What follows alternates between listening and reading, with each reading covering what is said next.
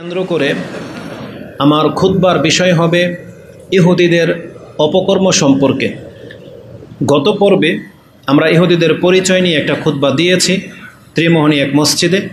তাতে মূলত আমার উদ্দেশ্য ছিল ইহুদিদের পাপগুলো বা বড় বড় অপরাধগুলো কি, ওদের মন্দ চরিত্রগুলো তুলে ধরা, কিন্তু সময়ের স্বল্পতার কারণে সেটা সম্ভবপর হয়নি।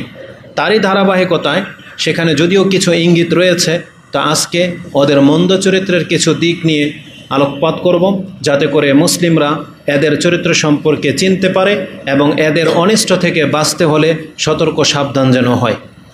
এবং প্রত্যেকটা মুসলিমের একটা দায়িত্ব হবে যে আমার আখলাকে, আমার অভ্যাসে, আমার নীতিতে এমন কোনো কর্ম তো নাই, বা আমি তো ইহুদি নাসারাদের মতো হয়ে তো যাই নাই, এজন্য তাকে এই বিষয়গুলো জানতে হবে। যদি এমন কোনো অপরাধ ত্রুটি তাদের মধ্যে থেকে থাকে, তাহলে আমাদেরকে সতর্ক সাবধান হওয়া উচিত। আমার মনে হয় এই গ্লাসটা বন্ধ করে দিলে ভালো হবে, পানির শব্দটা ভিতরে আসতেছে। তো আল্লাহ সুবহানাহু ওয়া তাআলা কোরআনের বেশ কিছু আয়াতে এককভাবে ইহুদিদের চরিত্র বা ইহুদিদের অন্তর কত খারাপ হতে পারে এই সম্পর্কে ইঙ্গিত করেছেন। ইহুদিদের এবং আহলে কিতাবদের সম্পর্কে আপনি জানলে এটা আশ্চর্য হবেন, যতগুলো নবী এবং রাসূল এই বিশেষ করে বনি ইসরায়েলের মধ্যে এসেছে, অন্য কোনো জাতিকে আল্লাহ এত নবী রাসূল দেননি। বরং আল্লাহ সুবহানাহু ওয়া তাআলা তাদের মধ্যে নবী রাসূল প্রেরণ করার ক্ষেত্রে কোনো বিরতি দেননি, অব্যাহত থেকেছেন পর্যায়ক্রমে একের পর এক নবী, এমনকি নবীর সাথে রাসূলের সাথে আরেক নবীও একই সময়তে এই পৃথিবীতে বসবাস করেছে। তাদেরকে দিন রাত সতর্ক সাবধান করা হয়েছিল, কিন্তু তাদের মধ্যে খুব অল্প সংখ্যক লোক ঈমান নিয়ে আসতো, আর অধিকাংশরাই বিরুদ্ধাচরণ করত। বরং তাদের উদ্যত্ততা এমন হতো যে তাদের অপকর্মে যদি নবীরা তাদেরকে সতর্ক সাবধান করতেন, তখন এরাই সেই নবীদেরকে পর্যন্ত হত্যা করে দিত। এতটা উগ্র জাতি ইহুদি। কেন যেন মনে হয় আল্লাহ সুবহানাহু ওয়া তাআলা এই জাতিটাকে আমাদের কাছে পেশ করে দিয়ে এটা দেখাতে চেয়েছেন যে কারো অন্তর যদি খারাপ হয়, কারো অন্তর যদি বক্র হয়, বা কারো অন্তর যদি নিজে থেকে সে লক করে রাখে যে আমি হেদায়েত নেব না, মানে আমি আমার মতোই থাকব, যে নিজের পরিবর্তন চায় না, আল্লাহ দেখাতে চেয়েছেন এমন ব্যক্তিদের কাছে হাজারো নবী আসলেও তার মধ্যে কোনো দিন পরিবর্তন ঘটবে না। এজন্য আমাদের উচিত অন্তরকে খোলা রাখা। যেই কোনো সময় হেদায়েতের ডাক আপনার আমার মধ্যে আসতে পারে, যাতে আমরা সেই সত্যটা গ্রহণ করে নিতে পারি। এজন্য আমাদের অন্তরকে সবসময় খোলা, উন্মুক্ত রাখতে হবে। কোনো একটা মতাদর্শের উপরে সেটাকে তালা লাগিয়ে দিতে হবে না। কোনো একটা বিষয়কে আপনি একেবারে শক্ত করে ধারণ করবেন, যদিও সেই সম্পর্কে আপনার কোনো দলিল নাই, তাহলে আপনাকে উদার হতে হবে যে যখন দলিল পেয়ে যাব আমি আমার চিন্তা থেকে ফিরে আসব, এমনটা হতে হবে প্রত্যেকটা মুসলিমকে। আর ইহুদিরা এমনটা ছিল না। ইহুদিদের অন্তর ছিল অত্যন্ত শক্ত, তালা লাগানো। কোরআনে আল্লাহ সুবহানাহু ওয়া তাআলা সেই কথাটা বলেছেন। এদের অন্তরের খারাপির কারণে আল্লাহ সুবহানাহু ওয়া তাআলা বলতে চেয়েছেন যে এরা নবীদের সাথে খুব খারাপ আচরণ করেছে।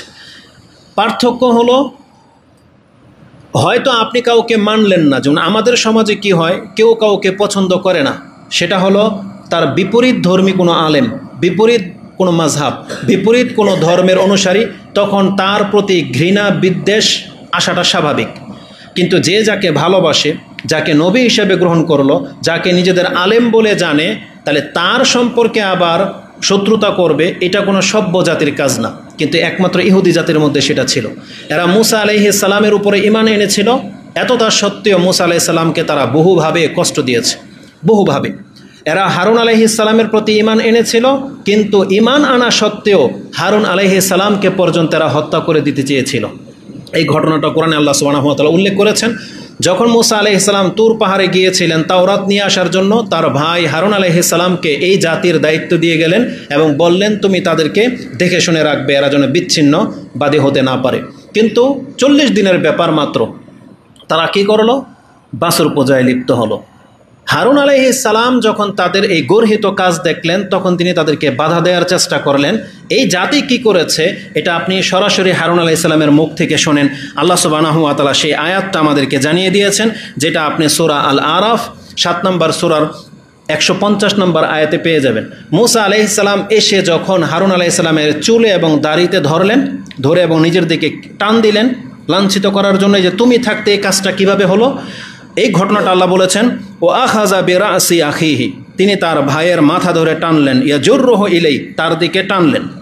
ক্বালা ইয়া ইবনা উম্মা, ক্বালা ইয়া ইবনা উম্মা, হে আমার মায়ের পেটের ভাই, ইন্নাল কওমা, এই জাতি কি করেছে, ইস্তাদিউফুনি, ইন্নাল কওমা ইস্তাদআফুনি, আমাকে দুর্বল করে দিয়েছে, মানে এরা সবাই এক হয়ে গেছে আমাকে ফেলে দিয়ে, মানে আমার উপরে এরা জয়ী হয়ে গেছে, মানে আমাকে দুর্বল করে দিয়েছে, এত খারাপ আচরণ করেছে।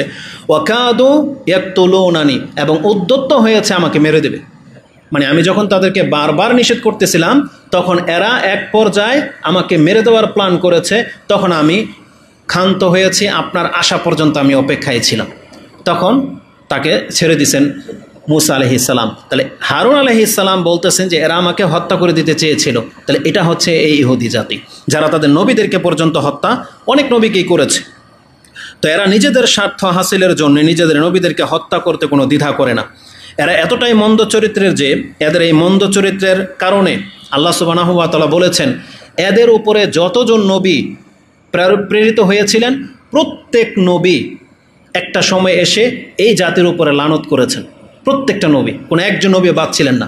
আল্লাহ দাউদ আলাইহিসসালাম থেকে নিয়ে শুরু করে ঈসা আলাইহিসসালাম পর্যন্ত 2টা নাম উল্লেখ করেছেন। তার মানে দাউদ আলাইহিসসালাম থেকে নিয়ে ঈসা আলাইহিসসালাম পর্যন্ত যত নবী রাসূল এসেছেন প্রত্যেক নবী এই জাতির উপরে লানত করে গেছে যে তাদের উপর আল্লাহর গজব নাজিল হোক, বদদুয়া করে গেছেন। এই আয়াত আপনি পাবেন কোথায়? সূরা মায়েদাতে রয়েছে। সূরা মায়েদার 78 নম্বর আয়াত আল্লাহ সুবহানাহু ওয়া তাআলা বলেন, লুইনাল্লাযীনা কাফারু মিন বানি ইসরাঈলা আলা লিসানি দাউদা ওয়া ঈসা ইবনে মারইয়াম যালিকা বিমা আসাউ ওয়া কানু ইয়াতাদুন। এটা হচ্ছে তাদের বিরুদ্ধাচরণ এবং সীমালঙ্ঘনের কারণে দাউদ আলাইহিস সালাম থেকে নিয়ে ঈসা আলাইহিস সালাম পর্যন্ত প্রত্যেকটা নবী এদের উপরে লানত করেছেন। তাহলে এতটা বদ হলে যে একজন নবী তার জাতিকে লানত করে, আপনি কি মনে করেন? মুহাম্মদুর রাসূলুল্লাহ সাল্লাল্লাহু আলাইহি ওয়াসাল্লাম তিনি তার উম্মতকে অনেক মন্দ পেয়েছিলেন কিন্তু কখনো লানত করেননি, প্রয়োজন হয়নি লানত করার। কিন্তু এদের নবী এতটা বদ পেয়েছেন এদেরকে যে লানত পর্যন্ত করে গেছেন। এটা হলো এই ইহুদি নাসারার জাত।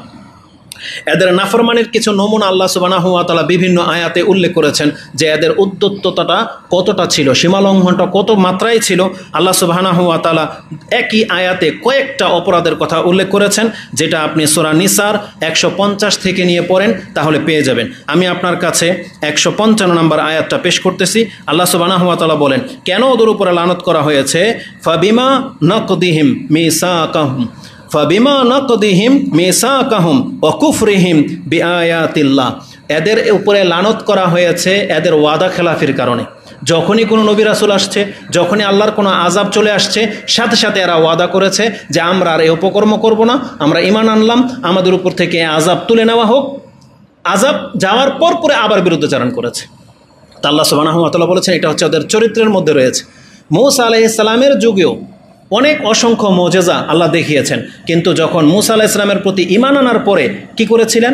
আপনারা হয়তো গত খুতবায় শেখ আব্দুল নূর মাদানী হাফেজাহুল্লাহর কাছ থেকে শুনেছেন অনেক কিছুই। তার মধ্যে একটা এটাও ছিল কথা, আল্লাহ সুবহানাহু ওয়া তাআলা এই জাতির উপরে পাহাড় তুলে ধরেছিলেন যে এখন তওবা করলে পাহাড় কিন্তু চাপিয়ে দেব। নিজের চোখে দেখেছে পাহাড় এদের উপরে পড়তেছিল, তখন তারা তওবা করে নিল, আল্লাহ পাহাড়কে সরিয়ে নিলেন। তার কিছুদিন পর আবার গিয়ে বক্রতা শুরু করলো। তা আল্লাহ সুবহানাহু ওয়া তাআলা বলেন, ফাবিমা নাকযিহিম মিসাকাহুম, এদের ওয়াদা খেলাফের কারণে এদের উপরে লানত করা হয়েছে। ও কুফরিহিম বিআয়াতিল্লাহ, আল্লাহর আয়াতের সাথে কুফরি করার কারণে এদের উপরে লানত করা হয়েছে। ও কাতলিহিমুল আম্বিয়া বিগাইরিল হক, এরা নবীদেরকে বিনা অপরাধে, নবীদের কোনো ত্রুটি ছিল না, অন্যায়মূলক জুলুম করে নবীদেরকে এরা হত্যা করত, এই জন্য এদের উপরে লানত করা হয়েছে।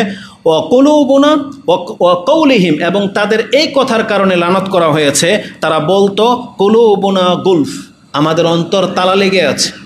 তারা রাসূলদেরকে বলতো যে আপনার কথায় আমরা হেদায়েত পাওয়ার নই, আমাদের অন্তর তালা লেগে আছে, নিজেরাই বলতো। হয়তো অনেক সময় আমরা বলবো আপনাদেরকে যে আমাদের এত দাওয়াত, তারপরে আপনাদের কোনো পরিবর্তন আসতেছে না, আপনাদের অন্তর কি তালা লেগে গেছে?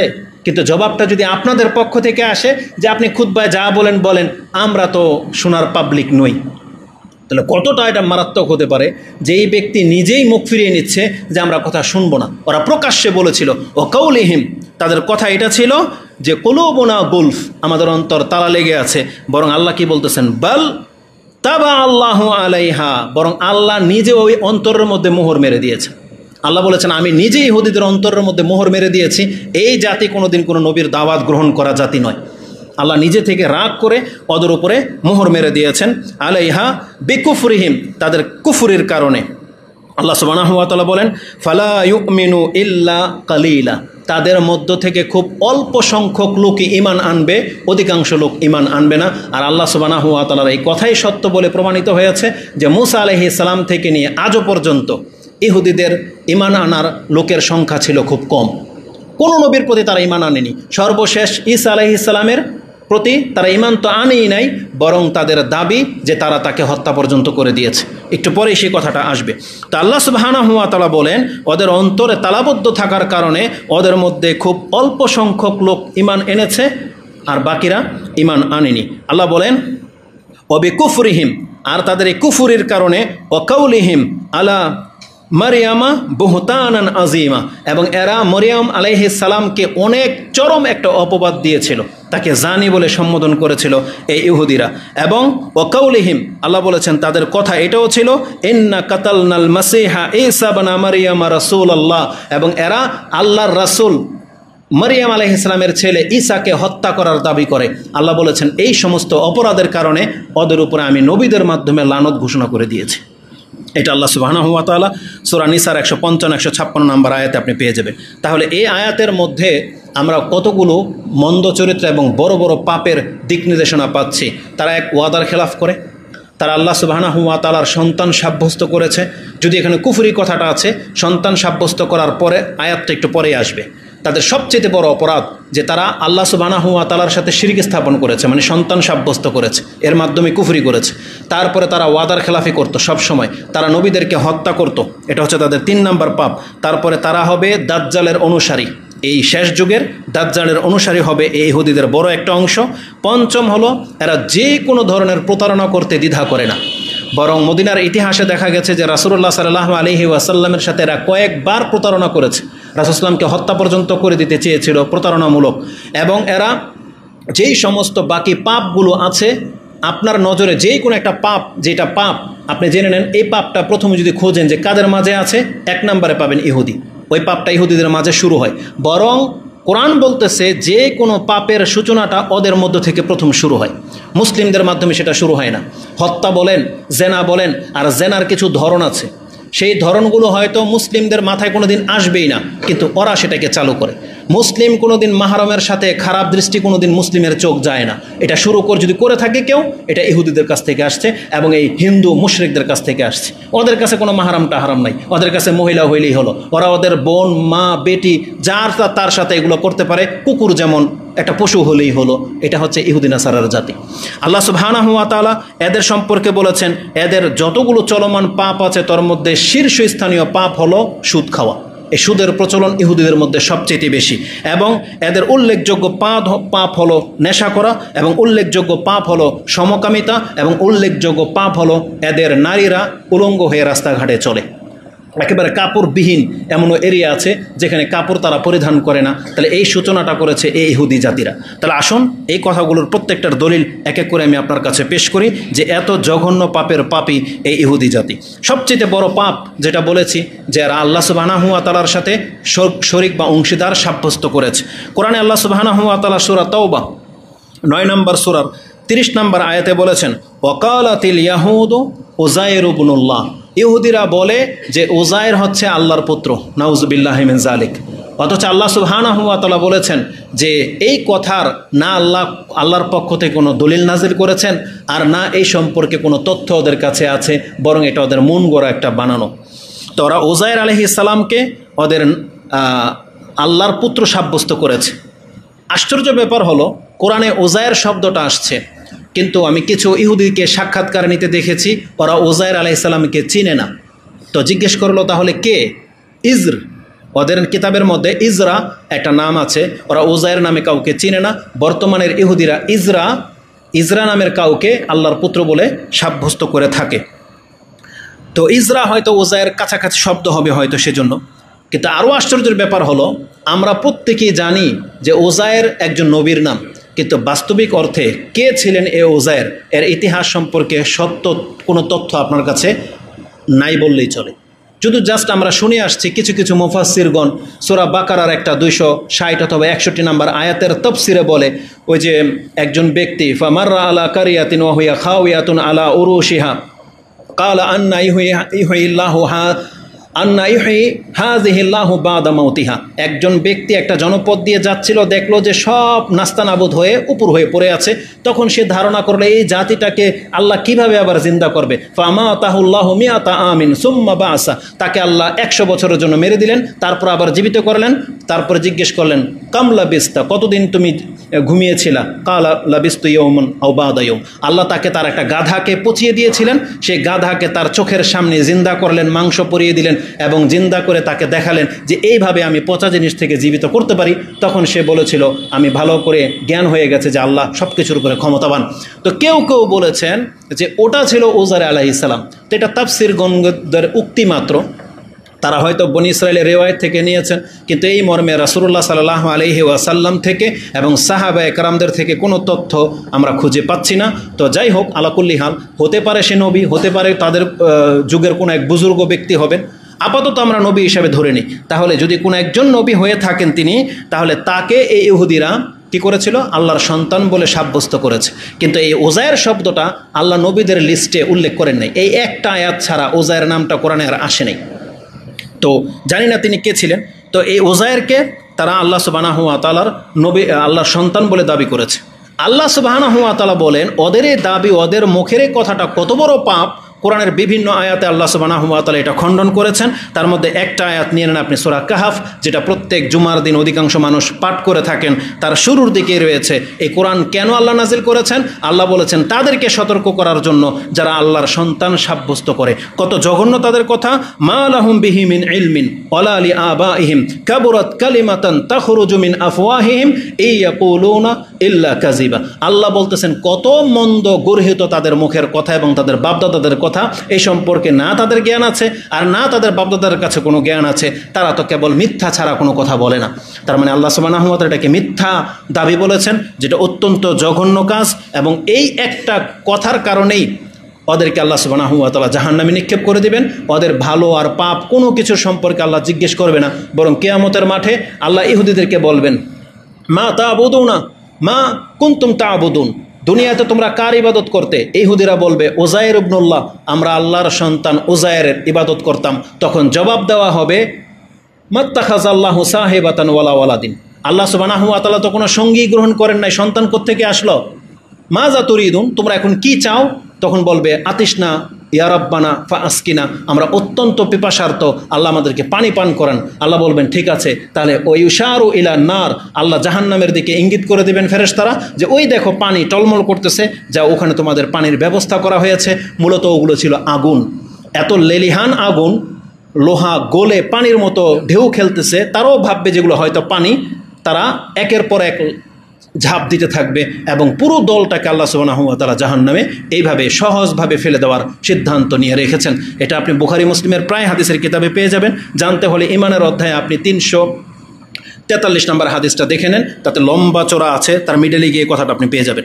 তো আল্লাহ সুবহানাহু ওয়া তাআলা বলেছেন যে এরা আল্লাহ সুবহানাহু ওয়া তাআলার সন্তান দাবি করেছে, এটা করে আল্লাহর গজবের প্রাপ্ত হয়েছে।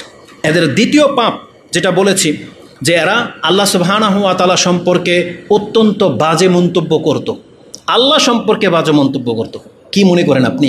আমরা তো বলতেছি তারা নবীকে হত্যা করত, আর আল্লাহ বলতেছেন এরা এমন জাতি যারা আল্লাহকে বাজে মন্তব্য করত। এদের দুই একটা বাজে মন্তব্য সম্পর্কে কোরআনে ইঙ্গিত করা হয়েছে। যেমন তারা একবার বলেছিল ওয়াকালাতিল ইয়াহুদু ইয়াদুল্লাহি মাগলুলা, আল্লাহর দুই হাত সংকীর্ণ। ইহুদিরা বলল যে আল্লাহ আমাদেরকে খেতে দেয় না, আল্লাহর হাত সংকীর্ণ। জবাবে আল্লাহ সুবহানাহু ওয়া তাআলা বলেন গুল্লাত আইদিহিম, ওদের হাত ধ্বংস হোক, বাল ইয়াদাহু মাবসুতাতানি ইউনফিকুহা কাইফা ইয়াশা, বরং আল্লাহর হাত নয়, বরং আল্লাহর দুই হাতই হচ্ছে প্রসারিত, আল্লাহ যেভাবে খুশি তিনি খরচ করে থাকেন। ইমাম মুসলিম রাহিমাহুল্লাহ তিনি তার কিতাবের মধ্যে একটা হাদিস এনেছেন, যেটা আপনি সম্ভবত 6466-তে পেয়ে যাবেন, জুলমের অধ্যায়, মানে জুলম করা যে হারাম সেই পর্বে আপনি হাদিসটা পেয়ে যাবেন। তাতে আল্লাহ বলেছেন, ইন্না আউওয়ালাকুম ওয়া আখিরাকুম ওয়া ইনসাকুম ওয়া জিন্নাকুম, তোমাদের প্রথম ব্যক্তি এবং সর্বশেষ ব্যক্তি, জিন হোক আর ইনসান হোক, সমস্ত জিন আর ইনসান যদি আমার সামনে দাঁড়ায় এবং তাদের প্রত্যেকের মনের ইচ্ছা যদি আমার কাছে পুরা করে যে আমাকে এটা দেন, এটা দেন, এটা দেন, কত বিচক্ষণ ব্যক্তিরা আছেন যে আমার চাইতে অনেক বেশি চাইতে পারেন, হয়তো আল্লাহর কাছে গিয়ে চেয়ে নেবেন। আল্লাহ বলেছেন তোমাদের প্রত্যেকের মনের চাহিদা যদি আমি একটা উপত্যকায় দাঁড় করিয়ে দিয়ে প্রত্যেকের চাহিদা পুরা করতে থাকি, তাহলে আমার রাজত্ব থেকে কতটা কমবে? একটুও কমবে না। তবে যদি কমে তুমি ধারণা করো, তাহলে একটা সুই সমুদ্রের মধ্যে চুবিয়ে দিলে ওই সুইটা বের করে নিয়ে আসলে সুইয়ের মাথাতে যতটা পানি উঠে আসবে সমুদ্র থেকে, আমার রাজত্ব ভাণ্ডার থেকে মাত্র এতটাই খরচ হবে। কি মনে করে? সুই, সমুদ্র থেকে একটা সুই চুবিয়ে নিয়ে আসা পানি, আর আপনি যদি পাম্প লাগিয়ে দেন, সমুদ্রের কোনো প্রভাব পড়বে? কোনো প্রভাব পড়বে না। মূলত আল্লাহর রাজত্বে কোনো ঘাটতি কোনো দিনই হবে না। আর সেই আল্লাহ সুবহানাহু ওয়া তাআলাকে ইহুদি জাতি বলেছিল যে আল্লাহর হাত সংকীর্ণ। আল্লাহ বলছেন গুল্লাত আইদিহিম, ওদের হাত ধ্বংস হোক, বাল ইয়াদাহু মাবসুতাতানে, আল্লাহর দুই হাত হচ্ছে প্রশস্ত, যেটা আপনি সূরা মাইদার 64 নম্বর আয়াতে পেয়ে যাবেন। এদের মন্দ একটা উক্তির মধ্যে এরা বলেছিল যে আমরা ধনী, ওরা নাকি ধনী। আর আল্লাহ সুবহানাহু ওয়া তাআলা সম্পর্কে ওরা কি বলেছে? লাকাদ সামিআল্লাহু কাওলাল্লাযিনা ক্বালু ইন্নাল্লাহা ফাকীরুন ওয়া নাহনু আগনিয়া। আল্লাহ বলেছেন আমি শুনে নিয়েছি এই সমস্ত দুষ্ট লোকদের কথা, যারা এই কথা বলেছিল যে আল্লাহ ফকির আর আমরা হলাম ধনী। আল্লাহ বলেছেন আমি শুনে নিয়েছি এই কথা। লাকাদ সামিআল্লাহ, আল্লাহ শুনে নিয়েছেন তাদের এই নোংরা কথা। ওয়া নাহনু আগনিয়া সানাকতুবু মা ক্বালু, আল্লাহ বলেছেন আমি লিখে রেখেছি এই কথা। ওরা যেটা বলেছিল জমিনে, আমি এটা লিখিত আকারে রেখে দিলাম প্রমাণ হিসাবে।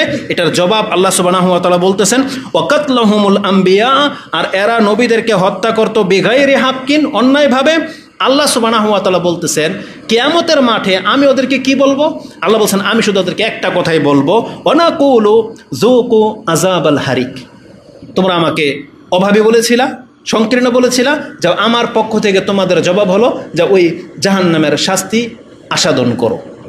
আল্লাহ বলবেন আমি শুধু ওদেরকে এতটা বলবো যে যা এখন জাহান্নামের শাস্তি ভোগ করতে থাক, আর কোনো কথা নাই ইহুদিদের সাথে। তা আল্লাহ সুবহানাহু ওয়া তাআলা কোরআনে এই কথাগুলো আমাদেরকে জানিয়েছেন, যেটা আপনি 181 নম্বর আয়াতে পেয়ে যাবেন। ওদের তৃতীয় আরেকটা অপরাধ যেটা এই আয়াতে ইঙ্গিত করা হয়েছে, সেটা কি? এরা নবীদেরকে বিনা কোনো অপরাধে হত্যা করত। এদের ইতিপূর্বে অসংখ্য নবীকে এরা হত্যা করেছে। এরা হারুন আলাইহিস সালামকে হত্যা করতে চেয়েছিল, একটু আগে সেই আয়াত আপনি পেশ করেছি। এরা ইয়াহিয়া আলাইহিস সালামকে অপবাদ দিয়ে হত্যা করেছে, যেটা গত খুতবায় আমরা বলে দিয়েছিলাম যে ইয়াহিয়া আলাইহিস সালামকে এরা নারী সংক্রান্ত অপবাদ দিয়ে হত্যা করিয়েছে। ইহুদিরা এত জঘন্য জাতি। আল্লাহ সুবহানাহু ওয়া তাআলা বলতেছেন এরা আমাদের নবী এবং ঈসা আলাইহিস সালামকে হত্যা করার দাবি রাখে, যে আমাদের নবীকে তারা কয়েকবার হত্যা করতে চেয়েছিল এবং এদের দাবি যারা ঈসা আলাইহিস সালামকে পর্যন্ত হত্যা করেছে। আল্লাহ তার জবাবে কোরআনের অসংখ্য আয়াত নাজিল করেছেন। তার মধ্যে একটা আয়াত নিয়ে নেন, যেটা সূরা নিসার 157 নম্বর আয়াতে রয়েছে। আল্লাহ বলেছেন ও কৌলিহিম ইন্না কাতালনাল মাসিহা ইবনা মারইয়ামা ঈসা ইবনা মারইয়ামা রাসূলুল্লাহ, যে এরা বলে যে এরা মরিয়ম আলাইহিস সালামের ছেলে ঈসাকে হত্যা করেছে। আল্লাহ বলেছেন ওমা কাতালুহু ওমা সালাবুহু ওয়ালাকিন শুব্বিহা লাহুম, না ওরা হত্যা করতে পেরেছিল আর না ওরা ঈসা আলাইহিস সালামকে শুলিতে চড়াতে পেরেছিল, বরং ওদের মধ্য থেকে আল্লাহ কতককে ঈসা আলাইহিস সালামের রূপ ধারণ করিয়ে দিয়েছিলেন। তার মানে কোনো মুসলমানকে পর্যন্ত ওরা হত্যা করতে পারেনি, বরং ওই দিন আল্লাহ ইহুদিদের মধ্য থেকে কতককে চেহারা পরিবর্তন করে দিয়েছিলেন। আল্লাহ বলেছেন কি বলেছেন? ওমা কাতালুহু ওমা সালাবুহু ওয়ালাকিন শুব্বিহা লাহুম, তাদের মতো চেহারা আকৃতি দিয়ে দেওয়া হয়েছিল যাকে শুলিতে চড়ানো হয়েছিল। ইন্নাল্লাযিনা ইখতালাফু, তারপরে লম্বা কথাটা রয়েছে। তা আল্লাহ সুবহানাহু ওয়া তাআলা তিনি বলেছেন তারা ঈসা আলাইহিস সালামকে হত্যা করতে পারেনি। এখানে এসে একটা নুকতা বলে দিই, ওরা হত্যা করতে পারেনি তা আমাদের ঈমান, কিন্তু খ্রিস্টানরা কি মনে করে? খ্রিস্টানরা তো মনে করে যে ঈসা আলাইহিস সালাম মৃত্যুবরণ করেছেন, তাকে শুলিতে চড়ানো হয়েছে। কারা করেছে এটাও তো খ্রিস্টানরা জানে নাকি জানে না? ঈসা আলাইহিস সালামকে শুলিতে কি মুসলমানরা চড়িয়েছিল নাকি ইহুদিরা চড়িয়েছিল? তাহলে ইহুদিরা চড়িয়েছিল। তো ঈসা আলাইহিস সালামের অনুসারী হয়ে এই খ্রিস্টানরা এটা জেনে শুনে কিভাবে ওই জাতিকে বন্ধু হিসেবে গ্রহণ করতে পারে যারা তাদের নিজেদের নবীকে ওদের দাবি অনুযায়ী ওদের রবকে মেরে দিল, তাহলে সেই জাতিকে আবার কিভাবে এই খ্রিস্টানরা বন্ধু হিসেবে গ্রহণ করতে পারে? তার মানে ধর্মীয় যে নাম, এই নামের সাথে এই জাতির ইবাদতের মিল না থাকলে যা হয়, আজকে এই মেসেজটা আমাদের মুসলিমদের জন্যও। খ্রিস্টানরা দাবি করে ওরা খ্রিস্টান, ঈসা আলাইহিস সালামের অনুসারী, কিন্তু ওদের আচরণ বলতেছে এটা হচ্ছে ফেক, মানে মিথ্যা দাবি। মুখে বলে আমরা খ্রিস্টান, কিন্তু ঈসা আলাইহিস সালামের অনুসারী হলে ওদের যেটা করা উচিত ছিল ওটা কিন্তু ওরা করতেছে না। কেন যেন আমার মনে হয় হিটলার কিছুটা এই খ্রিস্টানিয়ত্ব দেখিয়েছে, ঈসাইত্ব দেখিয়েছে কিছুটা হলেও এই হিটলার। কেন? ও 60 লাখ ইহুদিকে হত্যা করেছে। হয়তো এই জালাস নিয়ে যে ওরা আমাদের নবীকে হত্যা করেছে, এই জন্য ওদের একটাকেও রাখবো না। হতে পারে ওর অন্তর এটা ছিল, বা দেশাচার হতে পারে, কিন্তু আমি মনে করি ওর মধ্যে কিছুটা ঈসাইয়াত বোধ ছিল বিধায় ও এতগুলো ইহুদিকে হত্যা করেছে। বর্তমান খ্রিস্টানরাও যদি প্রকৃত অর্থে ঈসা আলাইহিস সালামের অনুসারী হতো, তাহলে ওরা কোনোদিন ইহুদিদের সাথে বন্ধুত্ব করতো না, কোনো দিন ওরা ইহুদিদেরকে সাপোর্ট করতো না। বরং আজকে ফিলিস্তিনকে কেন্দ্র করে বা যখনই মুসলিমদের সাথে কোনো সমস্যা দেখা দেয়, এই ইহুদি খ্রিস্টানরা কি করে এক হয়ে যায়, এই খ্রিস্টানরা ইহুদিদের সাথে হয়ে যায়। এটার কোনো রহস্য বুঝলাম না। অথচ আল্লাহ সুবহানাহু ওয়া তাআলা প্রকাশ্যভাবে জানিয়ে দিয়েছেন, এবং এটা খ্রিস্টানরাও জানে যে ঈসা আলাইহিস সালামকে ইহুদিরা হত্যা করেছে। তো উচিত তো ছিল ইহুদিদেরকে কুচোকাটা করে শেষ করে দেওয়া, আমাদের লাগবে না, খ্রিস্টানদের উচিত ছিল ওদেরকে দুনিয়া থেকে উৎখাত করে দেওয়া। তো কতটা অধপতন গেলে এই জাতি এমনটা হয়। কেন বললাম যেটা আমাদেরকে জানতে হবে? আজকে আমাদের অধিকাংশ মুসলিমদের চরিত্র হয়ে গেছে এটা, আমরা নিজেদের মুসলিম বলে দাবি করি, কিন্তু আমাদের ধর্মের ক্ষেত্রে ওই মুসলিমত্ব আমাদের জাগে না। যখনই রাসূলুল্লাহ সাল্লাল্লাহু আলাইহি ওয়াসাল্লামকে নিয়ে অপমানজনক কিছু হয়, অবমাননাকর কিছু হয়, কিছু মানুষ তার ইমানের জাজবা দেখায়, তাও 1 থেকে 1 সপ্তাহ পর আবার যেই ব্যক্তি তার জীবন থেকে ইহুদি নাসারাদের প্রোডাক্টকে ছুঁড়ে ফেলে দিয়েছিল, ওই 1 মাস তারপরে আবার সেই খাদ্যের দিকে সে ঝুঁকে গেছে। তার ওই কথা ভুলে গেছে যে ডেনমার্ক একটা সময় আমাদের নবীকে অপমান করেছিল, ইহুদি নাসারার অমুক রাষ্ট্র আমাদের নবীকে এটা বলেছিল। তখন একটা পর্যায়ে সে ভুলে যায়, সে হিন্দুদের সাথে বন্ধুত্বে লিপ্ত, পূজাতে অংশ নেয়, কত কি করে, অথচ বলতেছে আমরা মুসলিম। যেখানে আমাদের ধর্ম বলতেছে পুতুল পূজা হচ্ছে শয়তানের পূজা, আর আপনি মুসলিম হয়ে ওই খ্রিস্টানদের মতো ইহুদিদের সাথে যেমন বন্ধুত্ব করে, আপনি মুসলিম হয়ে হিন্দুদের সাথে এরকম বন্ধুত্ব করে ফেলেন। তাহলে এটা হচ্ছে একটা মিথ্যা দাবি। না, আপনি যদি সত্যবাদী হন তাহলে আপনার দাবি অনুযায়ী আপনাকে আমল করতে হবে। আপনি যদি প্রকৃত অর্থে মুসলিম হন তাহলে ইসলামটাকে আপনাকে আঁকড়ে ধরতে হবে। এই ধরনের ইহুদি নাসারাদের স্বভাব আমাদের কাছ থেকে দূর করতে হবে, এটা হচ্ছে দাবি। না হলে তো এই কথাগুলা আমাদের উপরে চলে আসতেছে যে যেই চরিত্রগুলো ছিল ইহুদি নাসারাদের, ওই একই চরিত্র আমরা মুসলিমদেরকে পাচ্ছি। এটা কখনোই হওয়ার নয়। মনে আছে আপনাদের গত মাসে যখন আমি এখানে খুতবা দিয়েছিলাম এবং প্রথম বলেছিলাম যে ফিলিস্তিনে যে আক্রমণ করা হয়েছে, মুসলিমরা এতভাবে লাঞ্ছিত হচ্ছে, আমরা প্রথম বলেছিলাম যে এটা আমাদের পাপের কারণে হয়। কারণ আল্লাহ সুবহানাহু ওয়া তাআলা যখন মুসলিমদের মধ্যে ব্যাপকভাবে পাপ দেখতে পান, তখন আল্লাহ বলেছেন পরকালের শাস্তির আগে আমি দুনিয়াতে তাদেরকে শাস্তি দিয়ে ফিল্টারিং করে নিই, তাতে কিছু ক্ষয়ক্ষতি করি যাতে করে মুসলিমরা ফেরত আসে। আমাদের মেসেজ ছিল যে এখান থেকে শিক্ষা নেন, মুসলিমরা যেন তাদের ধর্মের দিকে ফিরে আসে, তওবা করে নেন, এখনও সময় আছে, বাংলার মুসলিমরা আপনারা ইসলামটাকে শক্ত করে ধারণ করেন। এই মেসেজটা দিতে গিয়ে বলেছিলাম আপনি দেখতে পাবেন ফিলিস্তিনের অধিকাংশ পুরুষের দাড়ি নাই, তাদের প্যান্ট টাকনার নিচে, তাদের মহিলারা বেপর্দা। এই কথাগুলো কেন বলেছিলাম? এটা চিত্র তুলে ধরার জন্য। ওদের আকিদা কি ওটা তার অন্তর ফেরে আমরা দেখিনি, কিন্তু বাস্তবিক চিত্র যেটা ওটাই না আপনাদের কাছে পেশ করব। গত কয়েকদিনের আগের রিপোর্টে একটা দেখলাম, একটা ইয়ং বয়সের মেয়ে গেঞ্জি পরে চুল খোলা ও সেনাবাহিনীদের সাথে গিয়ে যুদ্ধ করে। ও যদি মরে যায় ও মুজাহিদ বলে গণ্য হবে? বলেন না কেন, মুজাহিদ বলে গণ্য হবে? যে হাদিসের মধ্যে রয়েছে রাসূল সাল্লাল্লাহু আলাইহি ওয়াসাল্লাম বলেছেন 7 শ্রেণীর মানুষ আল্লাহর আরশের নিচের ছায়া পাবে, তার প্রথম ব্যক্তি হচ্ছে ইমামুন আদিলুন, ন্যায়পরায়ণ বাদশা। কোনো মহিলা যদি নেতা হয়, ওর ন্যায়পরায়ণ কি আর জালেম হলেই কি? ওর নেতৃত্বই জায়েজ নাই।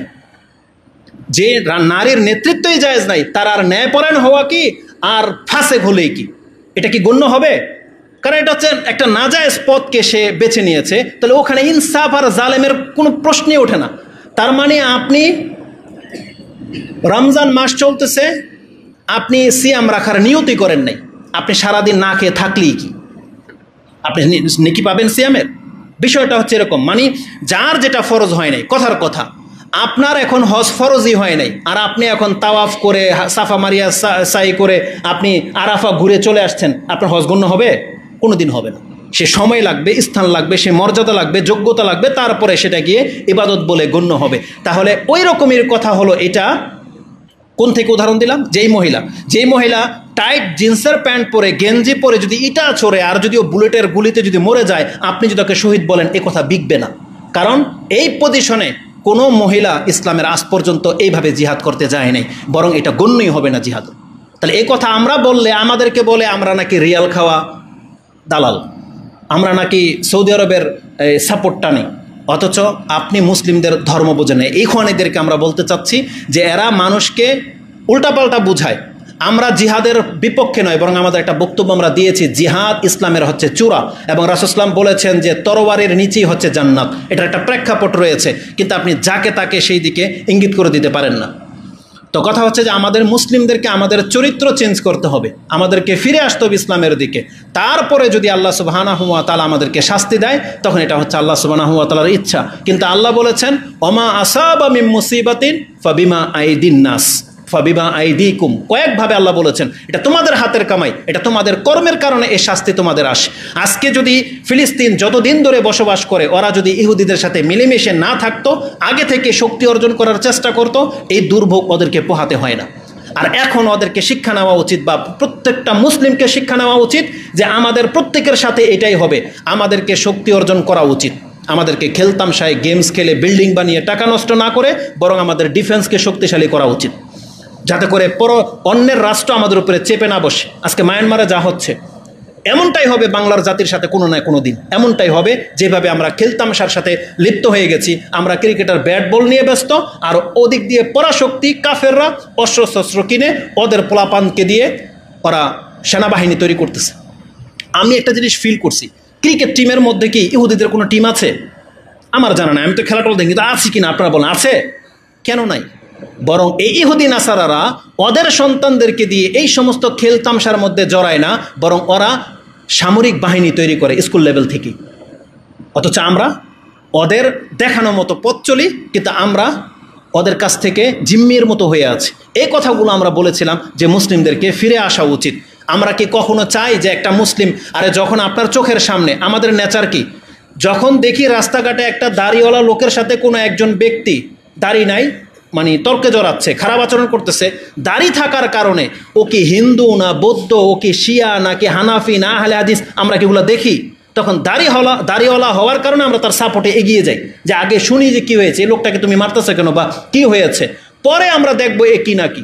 তাহলে আমরা সেই জাতি যারা মুসলিমের মাথায় টুপি দেখলে আমাদেরও অন্তর কাঁপে, তার অপমান দেখলে আমাদেরও কষ্ট হয়, আমরা হলাম সেই জাতি। তাহলে কোনোদিন মুসলিম মার খেলে আমরা কোনোদিন আনন্দ হতে পারি না, আমরা কোনোদিন শান্তিতে থাকতে পারি না। এই সমস্ত মিথ্যুকরা মুনাফিকরা আমাদের সম্পর্কে অপবাদ দেয়, আমাদের বক্তব্য কাটছাট করে নিয়ে অপবাদ দেয় যে দেখেন এই যে ফিলিস্তিনি মার খাচ্ছে, আর এ বলতেছে এদের দাড়ি নেই দেখা বিলে আল্লাহ সুবহানাহু ওয়া তাআলা এদেরকে ইহুদিদেরকে দিয়ে মার দিলেন। আমরা বক্তব্য এটা বলেছিলাম। তো এই হলো আমাদের জাতির অবস্থা। এরা একজনের পেছনে লেগে আছে, অথচ মূল উপদেশ মেসেজটা কি সেটাই তারা নিতে চায় না। এটা হলো আমাদের চরিত্র। তো কিভাবে আমরা অন্যকে দোষারোপ করতে পারি? তো আল্লাহ সুবহানাহু ওয়া তাআলা বলতেছেন ইহুদিদের 3 নাম্বার সবচেয়ে বড় পাপ, এরা হলো নবীদেরকে হত্যা করেছে। 4 নাম্বার পাপ, নবীদেরকে হত্যা করেছিল। আমাদের নবীকে কিভাবে হত্যা করার চেষ্টা করেছিল, 2-1টা ঘটনা বলি।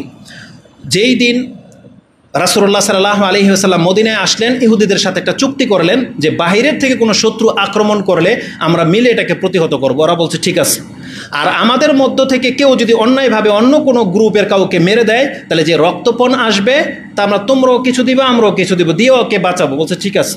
তো এমন একটা ঘটনা ঘটেছিল কোনো একজন সাহাবীর মাধ্যমে, যে অন্য একটা কাউমের কাউকে সে হত্যা করে দিয়েছিল। তো রক্তপণ হিসেবে অনেক সম্পদ তাদেরকে দেওয়ার কথা ছিল। তো কিছুটা সম্পদ রাসূল সাল্লাল্লাহু আলাইহি ওয়াসাল্লাম জড়ো করেছেন, কিছুটা সম্পদ এই ইহুদিদের কাছ থেকে রাসূল সাল্লাল্লাহু আলাইহি ওয়াসাল্লাম চাইতে গিয়েছিলেন, যেহেতু তোমরা চুক্তি করেছিলে। আর তখনই বলেছিল ওরা যে আল্লাহকে অভাবী, কথা বলেছিল। তারপরে আরেক গ্রুপ বলছে ঠিক আছে আপনি এখানে বসেন, আমরা আমাদের প্রাপ্য নিয়ে আসতেছি। তখন ওরা প্ল্যান করলো যে একে উপর থেকে পাথর ফেলে দিয়ে আজকে একে হত্যা করে দিব। আল্লাহ সুবহানাহু ওয়া তাআলা রাসূল সাল্লাল্লাহু আলাইহি ওয়াসাল্লামকে ওহী নাযিল করে দিলেন যে আপনি দ্রুত এখান থেকে উঠে যান। রাসূল সাল্লাল্লাহু আলাইহি ওয়াসাল্লাম আবু বকর ওমরকেও কিছু বলেন নাই, রাসূল সাল্লাল্লাহু আলাইহি ওয়াসাল্লাম শুধু হাঁটা ধরলেন। আবু বকর ওমর দেখলেন যে রাসূল কিছু না বলে চলে যাচ্ছে, অনেকক্ষণ হয়ে গেল, তারা উঠে চলে গেল। তখন রাসূল সাল্লাল্লাহু আলাইহি ওয়াসাল্লাম ফিরে এসে বললেন, অ্যাটাক করো, এদেরকে ঘেরাও করো। তারপর ওদেরকে দুর্গ ঘেরাও করা হলো। 1 মাস বা 23 দিন তাদেরকে অবরোধ করে দেওয়ার পরে আল্লাহ সুবহানাহু ওয়া তাআলা এই ইহুদিদেরকে লাঞ্ছিত করলেন। আর ওরা ওখান থেকে, দুর্গ থেকে রাসূল সাল্লাল্লাহু আলাইহি ওয়াসাল্লামকে যখন গালি দিল, তখন রাসূল সাল্লাল্লাহু আলাইহি ওয়াসাল্লাম বলেছেন, তোমরা সুসংবাদ গ্রহণ করো, এদের অধঃপতনের সময় চলে আসছে, ফাইনাল হয়ে গেছে। তারপর ওদের খেজুর গাছগুলো কিছুকে কেটে নেওয়া হলো এবং বাকিগুলোকে রেখে নেওয়া হলো। আর ওরা ওদের নিজের হাতে নিজেদের ঘর বাড়িগুলো ভেঙে চৌখা, দরজা যা যা নেয়ার নিয়ে ওদেরকে খাইবরে বিতাড়িত করে দেওয়া হলো। সেই ঘটনা আপনি সূরা হাশরের মধ্যে পেয়ে যাবেন। আল্লাহ সুবহানাহু ওয়া তাআলা বলতেছেন, তাহলে এরা এই দুষ্ট চরিত্রের জাতি যে রাসূল সাল্লাল্লাহু আলাইহি ওয়াসাল্লামকে পাথর মেরে ফেলতে চেয়েছিল। যখন আবার খাইবরে রাসূল সাল্লাল্লাহু আলাইহি ওয়াসাল্লাম বিজয় করলেন, এখন ইহুদিদের সাথে কি করার করবেন, তখন ইহুদিরা কি করলো, রাসূল সাল্লাল্লাহু আলাইহি ওয়াসাল্লামকে বিষ মিশিয়ে বকরি হাদিয়া হিসেবে পাঠালো। এই কথাটা এখানে রয়েছে যে মদিনায় এসে একবার তাকে জাদু করেছিল, সেই হাদিসটা প্রথম বলি। যায়েদ ইবনে আরকাম কালা সাহারান নবী সাল্লাল্লাহু আলাইহি ওয়াসাল্লাম রাজুলান মিনাল ইয়াহুদ। রাসূলুল্লাহ সাল্লাল্লাহু আলাইহি ওয়াসাল্লামকে মদিনায় জাদু করে মেরে দিতে চেয়েছিল, সে ছিল একজন ইহুদি। সেই হাদিসটা আপনি সূরা নাসাইতে পেয়ে যাবেন 40-80 নম্বরে। ওখানে ইহুদি শব্দটা আছে বিদায় আমি নাসাই থেকে হাদিসটা কোট করলাম, যদিও হাদিসটি বুখারী মুসলিমে রয়েছে। যে রাসূল সাল্লাল্লাহু যে জাদু করা হয়েছিল, এই হাদিসটা বুখারী মুসলিমেরই হাদিস, কিন্তু লোকটা কে ছিল, ওই ইহুদি শব্দটা নাসাইতে আছে, সেই জন্য আমি নাসাই থেকে আপনার কাছে কোট করলাম। খাইবরের যুদ্ধে এরা বিষ খাইয়েছে, এই কথা আমি বলেছি। এই হাদিসটা আপনি নিয়ে নেন, এটাও ইমাম বুখারী রাহিমাহুল্লাহ কোট করেছেন। আবু হুরায়রা তাকালা লাম্মা ফুতিহা খাইবার, যখন খাইবার বিজয়ী হয়ে গেল, উহদিয়াত লিন্নবী সাল্লাল্লাহু আলাইহি ওয়াসাল্লাম শাতান, তারা রাসূল সাল্লাল্লাহু একটা বকরি উপঢৌকন হিসাবে, হাদিয়া হিসাবে পেশ করলো। তাতে ছিল সুম্মুন, বিষ মাখানো। রাসূলুল্লাহ সাল্লাল্লাহু আলাইহি ওয়াসাল্লাম সেটা মুখে তুলতে, সে গোস্ত থেকে আওয়াজ আসলো যে আপনি এটাকে গিলে ফেলেন না, এটা ফেলে দেন, এটার মধ্যে বিষ মাখানো আছে। রাসূল সাল্লাম বললেন, যতগুলো ইহুদি আছে সবগুলোকে আমার সামনে জড়ো করা হোক। তারপর তাদেরকে জিজ্ঞাসা করা হয়েছে, কেন তোমরা বিষ মিশিয়েছিলে? তখন এরা চালাকি করে বলতেছিল যে আমরা এটা নিশ্চিত জানি, যদি আপনি নবী হন তাহলে এই বিষে আপনার কোনো ক্ষতি করবে না, আর আপনি যদি মৃত্যুক হন তাহলে আফত দূর হয়ে যাবে। এরা এইভাবে চালাকি করে জবাব দিয়েছিল। রাসূলুল্লাহ সাল্লাল্লাহু আলাইহি ওয়াসাল্লাম যদিও যে বিষ মিশিয়েছে ওটাকে শুধু হত্যা করেছে, একজন মহিলা ছিল, বাকিগুলোকে এই অপরাধের শাস্তি দেওয়া হয় নাই। তো ওদের দুর্গ থেকে ওদেরকে বের করা হয়েছিল। এক পর্যায়ে মদিনাতে আরেকটা দল যখন গাদ্দারি করেছে, তখন রাসূলুল্লাহ সাল্লাল্লাহু আলাইহি ওয়াসাল্লাম দেখলেন, একবার গাদ্দারি করার কারণে ওদেরকে আমি মদিনা থেকে খাইবরে পাঠিয়েছি, তারপর আরেকটা গ্রুপ গাদ্দারি করলো, এখন এদের বিচার কি হবে? এরা বলতেছে, তাহলে আমরা চাই যে আপনি উত্তম বিচার করেন। যখন রাসূল ইসলামের দিকে ঠেলে দিয়েছে, তার অন্তর তো এমনি নরম, তিনি বলছে, ঠিক আছে, তোমরা কি চাও এখন? তোমাদের কোনো নেতা যদি তোমাদের বিচার করে দেয় তাতে কি তোমরা সন্তুষ্ট হবে? বলছে, হ্যাঁ, আমরা সন্তুষ্ট হব। ওরা ভাবছিল যদি আমাদের নেতা আমাদের জন্য বিচার করেন তাহলে তা আরও সহজ, রাসূলের চাইতে বেশি সহজ বিচার আনবেন। তারা সাদ বিন মুআজকে নিয়ে আসা হলো। তিনি অসুস্থ ছিলেন, তার বল্লম ঢুকেছিল, তাকে ঘোড়ায় করে নিয়ে আসা হয়েছে। বলল যে, সাদ, তোমার উপরে দায়িত্ব ছেড়ে দিলাম, তুমি যেটা বিচার করবে এটাই। সাদ বিন মুআজ তিনি বলেছিলেন, ইয়া রাসূলুল্লাহ, আজকে আমার ফয়সালা কি এই জাতি মেনে নেবে? তারা সবাই বলছিল মেনে নেব। বলছে, যিনি আমাকে দায়িত্ব দিলেন তিনি কি মেনে নেবেন? তার মানে রাসূল সাল্লাল্লাহু আলাইহি ওয়াসাল্লামের দিকে ইঙ্গিত করে দিয়েছেন। বলছে, হ্যাঁ, যিনি তোমাকে দায়িত্ব দিল তিনিও মেনে নেবেন। আজকে তোমার ফয়সালাটা যেটা হবে এটা আমি রাসূল পর্যন্ত মেনে নেব। সুবহানাল্লাহ। সাদ বিন মুআজ বললেন, তাহলে ইয়া রাসূলুল্লাহ, প্রত্যেকটা ইহুদিকে হত্যা করা হোক, ওদের নারীদেরকে, শিশুদেরকে বন্দী করা হোক। কি মনে করেন? রাসূল সাল্লাল্লাহু আলাইহি ওয়াসাল্লাম বললেন, 7 আকাশের উপরে আল্লাহ যে ফয়সালাটা করে রেখেছিলেন, সাদ, তোমার দ্বারা সেই ফয়সালাটা আজকে বাস্তবায়ন হলো। তার মানে ইহুদিদের শাস্তি এটা। আমার ইনশাআল্লাহ পরবর্তী খুতবা থাকবে ইহুদিদের সাথে এ যাবৎ আল্লাহ কি করেছেন, তার রাসূল কি করেছেন, ওমর রাদিয়াল্লাহু তাআলা কি করেছেন, এবং আমাদের মুসলিমদেরকে কি করা উচিত, এটা ইনশাআল্লাহ আগামী খুতবায় আমরা পেশ করব।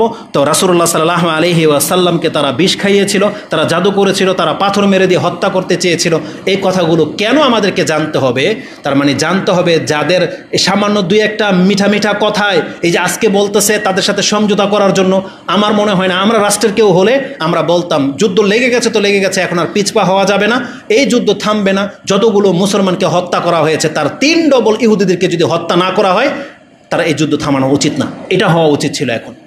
বরং এরা বলতেছে জিম্মিদেরকে ছেড়ে দেওয়ার শর্তে নাকি যুদ্ধ বন্ধ করবে। ওরা একটা জিম্মিকে তো ছাড়া উচিত না, বরং প্রত্যেকটাকে হত্যা করা উচিত। তারপরে কিভাবে এই ইহুদিদেরকে এই জায়গা থেকে বিতাড়িত করা যায়, এটা হওয়া উচিত ছিল মুসলিম শাসকদের বর্তমান কাজ। আমেরিকা কি করবে এটা পরে দেখে নেওয়া যেত, কিন্তু জানি না আল্লাহ সুবহানাহু ওয়া তাআলা তাদের মধ্যে কোথায় কোন দুর্বলতা রেখেছেন। তবে আমরা মুসলিমরা শুধু আমাদের নেতাদের সম্পর্কে দোয়া ছাড়া আর কি করতে পারি? আমরা আল্লাহর কাছে দোয়া করতে পারি, আল্লাহ তুমি তাদেরকে শক্তিশালী করো। আল্লাহ তুমি তাদেরকে হিতাহিত জ্ঞান দান করো। আল্লাহ এদেরকে তোমার দিন প্রতিষ্ঠাকারী বানিয়ে দাও এবং এদেরকে যেই রকম নেতা হওয়া উচিত ছিল, যেটা রাসূল সাল্লাল্লাহু আলাইহি ওয়াসাল্লাম বলেছেন, তাদেরকে ওই মানের নেতা করে দাও। অথবা যদি এমন কোনো নেতা থেকে থাকে যারা এই দায়িত্বটা পালন করবে, আল্লাহ এদেরকে সরিয়ে দিয়ে ওই যোগ্য নেতাকে আমাদের নেতৃত্বস্থানীয় ব্যক্তি করে দাও।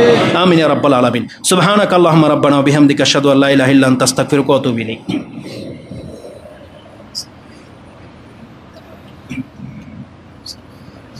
আলহামদুলিল্লাহি রাব্বিল আলামিন ওয়াসসালাতু ওয়াসসালামু আলা আশরাফিল আম্বিয়া ওয়াল মুরসালিন নবিয়িনা মুহাম্মাদিন ওয়া আলা আলিহি ওয়া সাহবিহি আজমাইন ওয়া বাদ। ওদের পাপের মধ্যে আরেকটা মারাত্মক বা গুরুত্বপূর্ণ একটা বিষয় যেটা আমাদের প্রত্যেকটা মুসলিমকে আজকে স্মরণ রাখতে হবে। যদিও খুতবাটা আরেকটু লম্বা হতো, আমি আর কিছু বলবো না, শুধু এটা আমাকে বলা বেশি জরুরি। সেটা হলো ওদের ৫ নাম্বার অপরাধ, সবচেয়ে বড় অপরাধ যেটা হতে যাচ্ছে, সেটা হলো ওরা হবে ইহুদিদের একটা এমন দল যারা হবে দাজ্জালের অনুসারী। রাসূলুল্লাহ সাল্লাল্লাহু আলাইহি ওয়াসাল্লাম থেকে ইমাম মুসলিম এই হাদিস কোট করেছেন ৫৪ নম্বর অধ্যায় কিতাবুল ফিতান, হাদিস নাম্বার হচ্ছে ৭২৮২।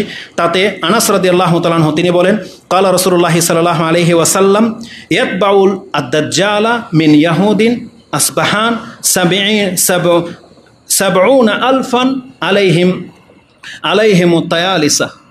এই হাদিসটা আপনারা জানেন, কিন্তু আমার আজকে বলার পেছনে একটা মুখ্য কারণ আছে। এতদিন আমরা জানতাম যে ইহুদিদের মধ্য থেকে ৭০,০০০ ইহুদি দাজ্জালের অনুসারী হবে।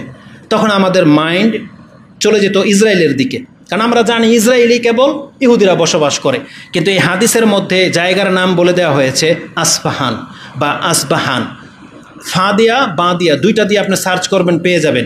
এই আসফাহান জায়গাটা হলো ইরানের একবারে মিডলে রয়েছে, ইরানের শহরের মিডলে রয়েছে এই আসবাহান শহর। আর এখানে অসংখ্য ইহুদি বাস করে। কি মনে করেন যে ইরানকে আজকে দেখতে পাচ্ছেন যে হামাসের সাপোর্ট টেনে বলতেছে এরা ইহুদিকে রাখবে না, শুধু খালি মিসাইল তাক করে রাখছে, কয়েকদিন ধরে খালি ঘষতেছে, এই সারা জীবন এটাই করলো। এই ইহুদিদের একটা অঞ্চলের মধ্যে অসংখ্য ইহুদি বাস করে। বাংলাদেশের মুসলিমরা হলে কি করতো? আজকে যদি বাংলাদেশের যে মুসলিমদের যে চেতনা যদি প্রকাশ্যে, আমার মনে হয় রাস্তায় যদি কোনো ইহুদিকে দেখে, আমার মনে হয় না যে ওকে আসতে যেতে দেবে, আমার মনে হয় না। কারণ এটা হচ্ছে বাংলাদেশের মুসলিমদের একটা একটা ভাব। যদি কোনো ইহুদিকে মেরে দেয়, আমার মনে হয় চেপা চাপায় পেলে ওকে মেরে দেবে। এটা হচ্ছে আমাদের অবস্থা, আমরা হইলে এটাই করতাম। কিন্তু ইরানের মধ্যে একটা শহর পুরাটাই ইহুদিরা বাস করে। বরং কিছুদিন আগে 2019 বা 2020 2021 পত্রিকাগুলোর রিপোর্টের মধ্যে দেখলাম বেশ কিছু ইহুদি ইসরায়েল থেকে ইরানে চলে আসতে চেয়েছিল। ইসরায়েলের ইহুদিরা ওদেরকে থামিয়েছে। কেন? যে এই ইহুদিগুলো যদি ইরানে যায় তাহলে ওদের সাথে নিশ্চয়ই মিলে গিয়ে কিছু একটা করবে। তার মানে ওরা হলো উগ্রবাদী ইহুদি। যে ইহুদিগুলো ইরানে থাকে এরা হলো ওই ইসরায়েলের চাইতে বেশি উগ্রবাদী ইহুদি, আর এরা ইরানের ভিতরে বসবাস করে। আর রাসূল সাল্লাল্লাহু আলাইহি ওয়াসাল্লাম বলেছেন দাজ্জাল বেরোবে কোত্থেকে? খোরাসান থেকে। সেটা হলো আফগানিস্তান আর ইরানের বর্ডারের একটা এলাকা। আর অনুসারী কারা হবে? আসবাহানের লোক আর আসবাহানের ইহুদিরা। তার মানে এটা হচ্ছে ইরানে। আর তাদের গায়ে কালো চাদর থাকবে। শিয়াদের নেতাদের দেখছেন কালো চাদর পরা? এই নেতারা থাকবে, তাদের সংখ্যা হবে ৭০,০০০। আর তাদের অসংখ্য মহিলা এই দাজ্জালের অনুসারী হবে। তাহলে আজকে যারা ইরানকে খুব ফেমাস মনে করেন মুসলিমদের ভূমিকার, কিছুদিন আগে এরদোগানকে বা যাদের বলেছিলেন যে এরা হচ্ছে মুসলিমদের আইডল, তারপরে চরিত্র দেখে বুঝতে পারতেছেন যে কে কোন পানির মাছ। আর যারা সৌদি আরবকে দোষেন, আমাদের সাপোর্টটা এখানে সৌদি আরবের না, বিচারক হচ্ছেন আল্লাহ, আমরা না। আল্লাহ সুবহানাহু ওয়া তাআলার কাছে হচ্ছে ন্যায়। যারা ইসলামের পক্ষে কাজ করবে তাদেরকে আল্লাহ সম্মানিত করবেন। যারা ইসলামকে নিয়ে গাদ্দারি করবে দুনিয়াবি, সে সৌদি আরবের লোক হলেও আল্লাহকে তাকে ছাড়বে না, এটা জেনে নেন। কিন্তু আমরা কেন সৌদি আরবের সাপোর্টটা নিই? কারণ যেমন ফিলিস্তিন আমাদের সম্পদ রয়েছে, তেমনি মক্কা মদিনাতেও আমাদের বিশেষ সম্পদ রয়েছে। অবশ্যই সৌদি আরবের সম্পদ আরও বেশি দামি আমাদের কাছে। আমরা চাই না যে একটা অঞ্চলের কারণে আরেকটা অঞ্চল ক্ষতিগ্রস্ত হোক। এই ভয়টা সৌদি আরবের মুসলিমদের মধ্যেও আছে, নেতাদের মধ্যেও আছে, আমাদের সালাফদের মধ্যেও আছে। কারণ আমাদের শত্রুগুলো প্রকাশ্যে চারপাশে আছে, তাদেরকে আমরা চিনি কিন্তু মুখ খুলতে পারতেছি না। আমরা তো শুধু ইহুদি নাসারাকে শত্রু হিসেবে জানি, কিন্তু অসংখ্য মুনাফেক আমাদের চারপাশে ঘুরপাক করে। বিনা দ্বিধায় বলতে পারি এই মসজিদটা হচ্ছে আহলে হাদিসের মসজিদ। এখানে আহলে কোরআনেরও বহু মানুষ লোক আছে। আহলে কোরআনের অনেক সদস্য আপনারা থাকতে পারেন, কিন্তু প্রকাশ করেন না। কিন্তু আমাদের কাছে সেই মেসেজ আসে, কিন্তু আমরা আপনাদেরকে শত্রু মনে করি, বন্ধু মনে করি না, কিন্তু মুখ খুলতে পারি না কে কে আহলে কোরআন। ঠিক তেমনি অসংখ্য মুনাফেক আছে মুসলিমদের চারপাশে, এবং ইরান তো প্রকাশ্য মুসলিমদের শত্রু, প্রকাশ্য। যে জাতি কাবাকে ভেঙে দিতে চেয়েছিল, বোম ফুটাতে চেয়েছিল হজে, সেই জাতি আপনার বন্ধু হবে? যতই আলখাল্লা জুব্বা দিয়ে বক্তব্য দেখ না কেন যে হামাস পাঠিয়েছে ইরানকে, ইসরায়েলকে সব শেষ করে দেবে, কিছুই হবে না, কিছুই হবে না। এটা শুধু মুখে বলে। আর যদি আল্লাহ সুবহানাহু ওয়া তাআলা কোরআনে বলেছেন এই জাতি যদি সাহায্যের জন্য এগিয়ে আসে, মুসলিমরা মাঠে নামলে এরা পেছন থেকে সরে যাবে। তোমরা এদেরকে চিনো না, আমি আল্লাহ এদেরকে চিনি। আল্লাহ বলেছেন এই কথা কোরআনে। অতএব আমাদের মুসলিমদেরকে চিনতে হবে, ইসলাম বুঝতে হবে। আমরা মুসলিম হয়ে আমাদের মুসলিম নেতাদের সম্পর্কে, আলেমদের সম্পর্কে বাজে মন্তব্য করাটা মোটে উচিত না। আমরা বারবার বলেছি, আমরা যেমন সালাফি আলেমদের কাছ থেকে আকীদা শিখি, আমরা যেমন তাদেরকে মাসলা মাসাইল শিখি, যে কোনো ফিতনার পরিস্থিতিতে আমাদের কি করা উচিত, আমাদের সালাফদের বক্তব্যের দিকে আমাদের তাকিয়ে থাকা উচিত, তাদের দিক নির্দেশনা মোতাবেক আমাদেরকে চলা উচিত। এটা আমি আমার ক্ষুদ্র জ্ঞানে বলি, যেটা আগেও বলেছি, এখনই বললাম, এটাই আমার মানহাজ। তারপরে যদি কেউ গালি দেন, তারপরে যদি কেউ শত্রু মনে করেন, সেটা আপনার ব্যাপার। আল্লাহ আপনার জন্য, আল্লাহ আমার জন্য যথেষ্ট। কারণ ওই বক্তব্যের পরে এক বেয়াদব আমাকে বলেছিল, ওবিল আমাকে কোপ দিবে, বুঝছেন, আমাকে কমেন্ট করছে, ওবিল আমাকে কোপাবে, শিয়াদের জন্য মুসলিমদেরকে কোপাবে, কি মনে করেন? তাহলে এটাই তো খারেজিদের লক্ষণ। আল্লাহ সুবহানাহু ওয়া তাআলা হেদায়েত করুক এদেরকে। আল্লাহ সুবহানাহু ওয়া তাআলা, আমরা আপনার কাছে দোয়া করি, আল্লাহ আমাদের এই মুসলিম জাতিকে আপনি ইহুদি নাসারাদের চরিত্র হওয়া থেকে হেফাজত করেন। ইহুদি নাসারাদের চরিত্রের মধ্যে অসংখ্য পাপ, যদি ওই পাপগুলো উল্লেখ করি দেখা যাবে অধিকাংশ মুসলিমদের মধ্যে সেই পাপ পাওয়া যাবে। আমরা সেদিকে আর উল্লেখ করতে চাচ্ছি না। আমরা চাই আপনারা তওবা করে ফিরে আসেন। আমরা তওবা করে নিলেই আল্লাহ সুবহানাহু ওয়া তাআলার শাস্তি থেকে আমরা হেফাজত হতে পারি। আমাদের মধ্যে, ইহুদিদের মধ্যে অত উগ্রবাদী নেই, আমরা কোনো নবীকে হত্যা করিনি, আমরা আলহামদুলিল্লাহ নবীদেরকে সম্মান করি এবং আল্লাহর আলেমদেরকে পর্যন্ত আমরা সম্মান করি। সেই সুবাদে আমরা আল্লাহর কাছে দোয়া করি, আল্লাহ তুমি আমাদেরকে হেফাজত করো, আমাদের মুসলিম ভাইদেরকে তুমি হেফাজত করো, আমাদেরকে ঈমানের উপরে রাখার তৌফিক দান করো, আমাদের সন্তানদেরকে, আমাদের স্ত্রীদেরকে, আমাদের পরিবারদেরকে আল্লাহ ইসলাম পালন করে চলার তৌফিক দান করো, আমাদেরকে তুমি নামাজি বানাও, আমাদেরকে তাওহীদের উপরে প্রতিষ্ঠিত রাখো, এবং যে কোনো শত্রু আমাদেরকে নিয়ে যারা শত্রুতা করে আল্লাহ তাদের জন্য তুমি যথেষ্ট, তুমি আমাদেরকে হেফাজত করো। আমিন ইয়া রাব্বাল আলামিন। সুবহান রাব্বিকা রাব্বিল ইজ্জাতি আম্মা ইয়াসিফুন ওয়া সালামুন আলাল মুরসালিন ওয়া আলহামদুলিল্লাহি রাব্বিল আলামিন। একটা ছোট্ট ঘোষণা, যে এই যে নতুন একটা মাদ্রাসা চালু